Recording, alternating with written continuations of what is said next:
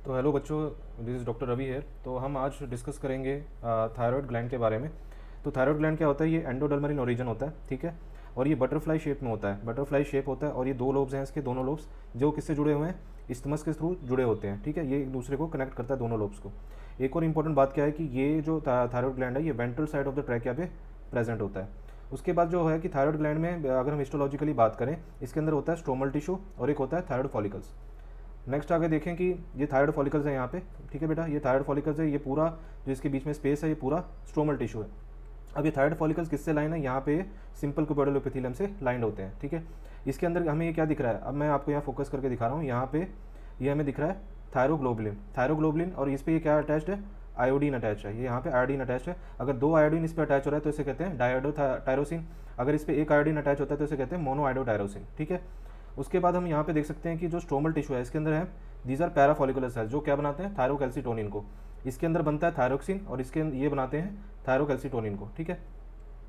Next आते हैं, तो थायरोग्लोबुलिन जो होता है, जो थायरोग्लोबुलिन स्टोर्ड फॉर्म होता है थायरोक्सिन का, ये मॉडिफाइड होता है to change into T3 and T4। तो T3 को हम कहते हैं ट्राइएडोथायरोनिन और T4 को हम कहते हैं टेट्राएडोथायरोनिन। तो ये दो टाइप के हार्मोन्स जो सिक्रीट होते हैं थायराइड ग्लैंड से। अब ये कैसे बनते हैं? T3 जो होता है ये एक मोनोआइडोटायरोसिन और डाइआइडोटायरोसिन के जुड़ के बनता है T3।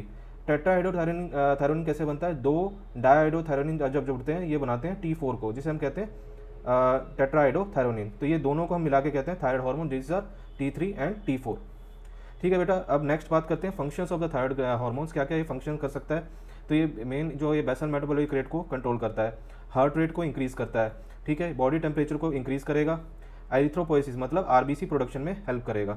उसके बाद ये वाटर और इलेक्ट्रोलाइट बैलेंस को भी मेंटेन रखता है। उसके बाद टिश्यू डिफ्रेंशिएशन में हेल्प करेगा, protein carbohydrate and fat metabolism में भी हेल्प करेगा। तो ये आपको ध्यान रखना है। नेक्स्ट हम बात करते हैं पैराफोलिकुलर सेल्स में जो स्ट्रोमल टिश्यू के अंदर प्रेजेंट थे। तो स्ट्रोमल टिश्यू ये पैराफोलिकुलर सेल क्या सिक्रीट करते हैं? थायरोकैल्सिटोनिन को।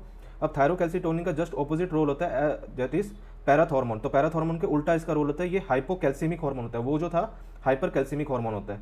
तो ये कैल्शियम लेवल को कम करता है, ब्लड में कैल्शियम लेवल को कम करता है। अब कैसे करता है कि ब्लड में से कैल्शियम लेवल को निकाल के बोन्स के ऊपर डिपॉजिट कराता है। दूसरा, ये जो ओस्टियोक्लास्ट होते हैं, जो बोन ईटिंग सेल्स होते हैं, उनकी एक्टिविटी को कम करता है। तो बोन ईटिंग सेल्स वहाँ से बोन में से कैल्शियम को नहीं निकाल पाते हैं, तो इससे ब्लड में कैल्शियम लेवल कम होएगा। दूसरा, ये एक्सक्रीशन प्रमोट करता है रीनल टिब्यूल से कैल्शियम का। तो इससे क्या होएगा? कैल्शियम ज़्यादा एक्सक्रीट होएगा बॉडी से, तो इसके अंदर क्या होएगा? Blood calcium level at last decrease हो जाएगा ब्लड में, ठीक है। तो ये आपको ध्यान रखना है।